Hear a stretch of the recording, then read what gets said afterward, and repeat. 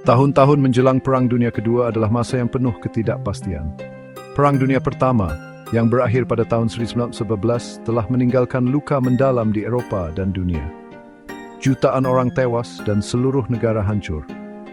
Orang-orang mendambakan perdamaian dan stabilitas, tetapi perdamaian yang mengikutinya rapuh. Perekonomian global berada dalam kekacauan. Perang telah mengganggu perdagangan dan menghancurkan industri. Banyak negara berjuang dengan pengangguran dan kemiskinan. Ini menciptakan lingkungan ketakutan dan kebencian, menjadinya lahan subur bagi ideologi ekstremis untuk berakar. Ada perasaan luas bahwa tatanan dunia lama telah gagal. Ideologi-ideologi baru beberapa menjanjikan kekuatan dan kembalinya kejayaan masa lalu mulai muncul. Nasionalisme dan fasisme, dengan janji-janji solusi cepat dan kambing hitam untuk masalah-masalah kompleks, mendapatkan daya tarik dalam iklim kekecewaan ini. Dunia menahan napas. Akankah perdamaian menang, atau akankah ketegangan yang membara meledak menjadi konflik dahsyat lainnya? Jawabannya, sayangnya lah yang terakhir. Perjanjian Versailles yang ditandatangani pada tahun 1911 secara resmi mengakhiri Perang Dunia Pertama. Namun, alih-alih mendorong perdamaian abadi, perjanjian itu menabur benih konflik di masa depan. Perjanjian itu dipandang terlalu keras terhadap Jerman, pihak yang kalah utama dalam perang. Jerman dipaksa untuk menerima kesalahan penuh atas perang dan dibebani dengan pembayaran ganti rugi yang besar kepada para pemenang. Perjanjian itu melucuti wilayah dan koloni Jerman yang semakin menambah rasa malu yang dirasakan oleh banyak orang Jerman. Langkah-langkah hukuman ini melumpuhkan ekonomi Jerman dan menumbuhkan kebencian yang mendalam di antara penduduk Jerman.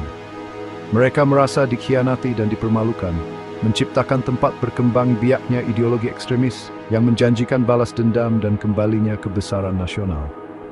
Perjanjian Versailles, yang dimaksudkan untuk mencegah perang lain, ironisnya membuka jalan bagi perang di masa depan. Perlakuan keras terhadap Jerman didorong oleh keinginan untuk balas dendam daripada perdamaian abadi, menciptakan situasi yang tidak stabil di Eropa, menyiapkan panggung untuk konflik di masa depan. Tahun 1920-an dan 1930-an menyaksikan kebangkitan rezim totaliter di Eropa dan Asia.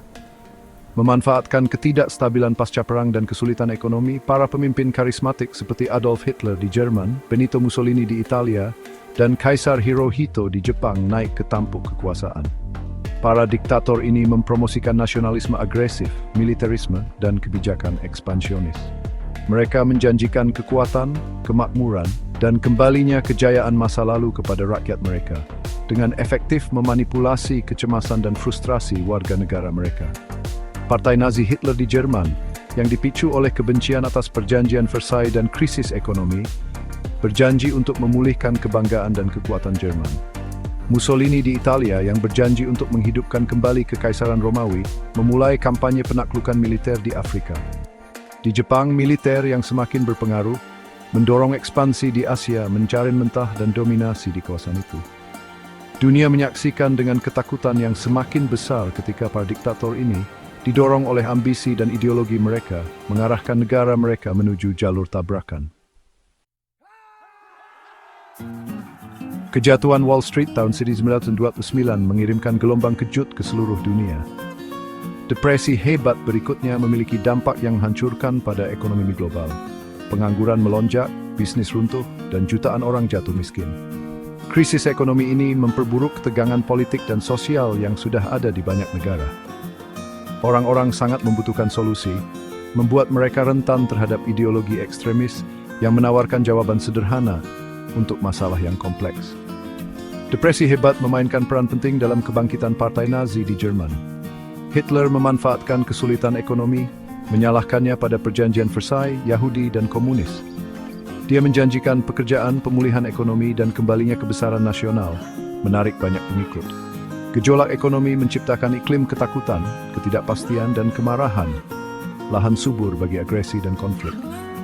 Dunia memasuki tahun 1930-an dicengkram oleh krisis ekonomi yang akan memiliki konsekuensi politik dan sosial yang luas, mendorongnya lebih dekat ke jurang perang.